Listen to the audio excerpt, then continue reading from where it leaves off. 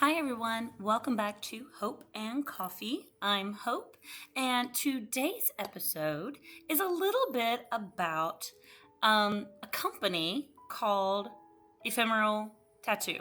And I don't usually do reactionary or like commentary sort of, uh, I guess, content in that respect, but I thought this one would be kind of interesting because y'all have seen that y'all see my arms. I have art. I have tattoos.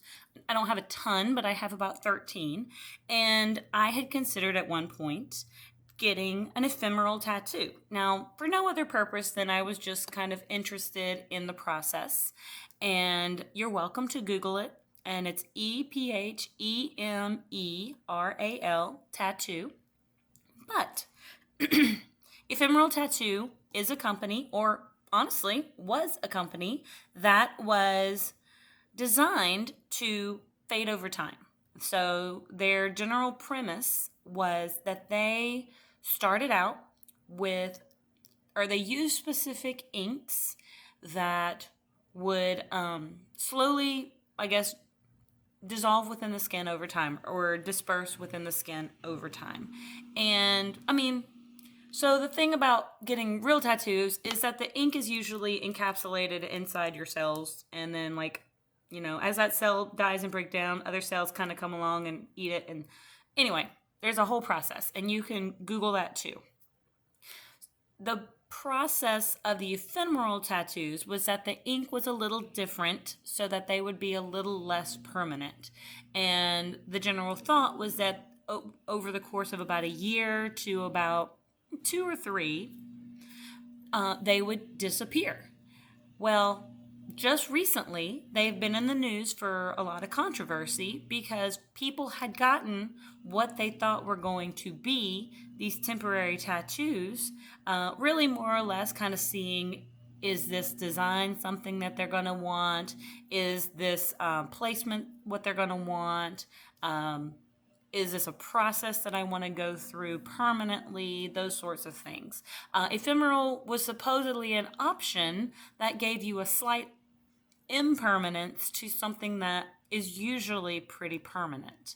Well, now they've been in the news lately because a lot of people have been saying that ephemerals don't fully fade, or that they were designed to fade in 9 to 15 months, but it's been determined that that's not really the case, and that some of these tattoos have been lasting for significantly longer.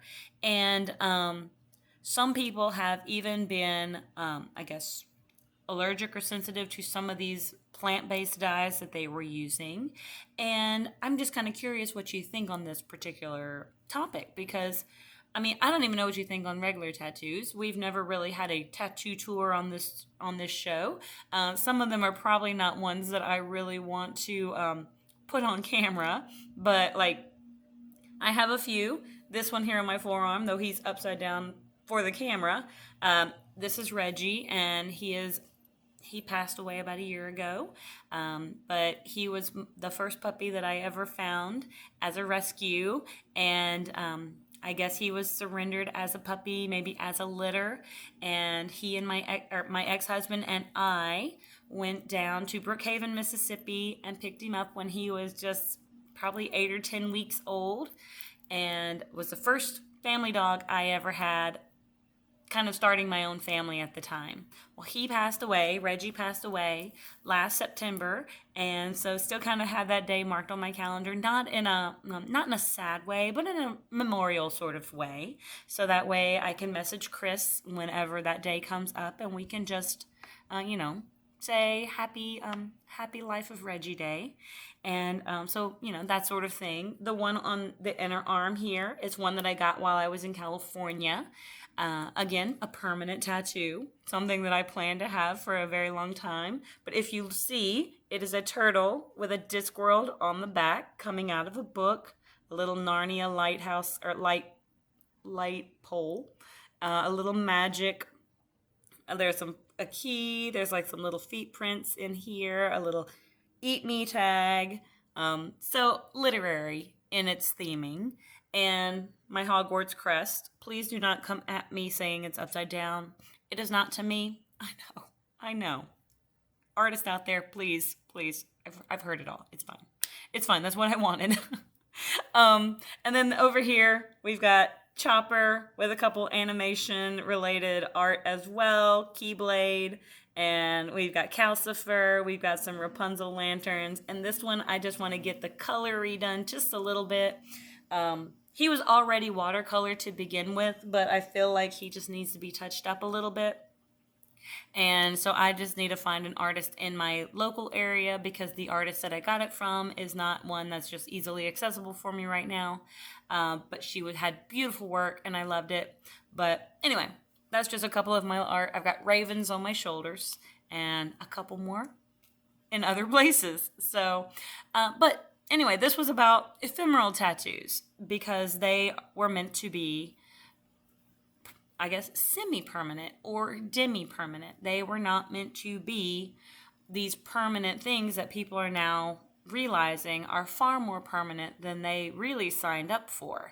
And so I'm wondering what you think. Just you can leave comments down below or like, anywhere in one of my DMs or comments or what have you, to let me know what you think about this sort of process. Like, would you have trusted this sort of process? Because honestly, when I go to get work done, like art from an artist, I only usually take a general idea. Like, yeah, I'll bring some Pinterest ideas, but I never really want my artist to copy anything. I want the artist to feel as though they have the creative ability to express it how they feel they like, their artistic like style expresses it. I also usually choose that artist because I like their style and feel as though they're going to do a pretty good interpretation of what I'm looking for and that we can work together, hopefully, to find something that not only suits the space I'm looking for, but also is something that they're pretty proud of as well. So I never want to copy anything that someone else has done.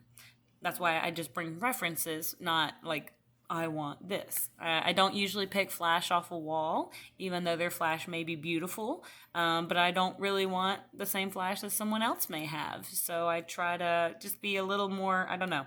I try to make mine a little bit more me, to represent something going on either in my life or the milestone that I'm currently taking or anything like that. So that's usually how I've always kind of done it. But again, back to the ephemeral tattoos. What do you think? I would love to know your comments. My comment is that I'm not sure now, like now looking at this process, I probably would have just signed up to go get a real tattoo, probably for the price of whatever the ephemeral tattoo was. So that's just my general thought. But y'all let me know. Anyway, thank you so much for sticking around. Thank you for tuning in. I have my new little guy here in my lap. He is just relaxing. He was kind of pacing around. I think he was just not sure what to do with himself. I'm about to go put him on his little cushion and see if he wants to rest. But until next time, I will see you all on the next page. Have a great one.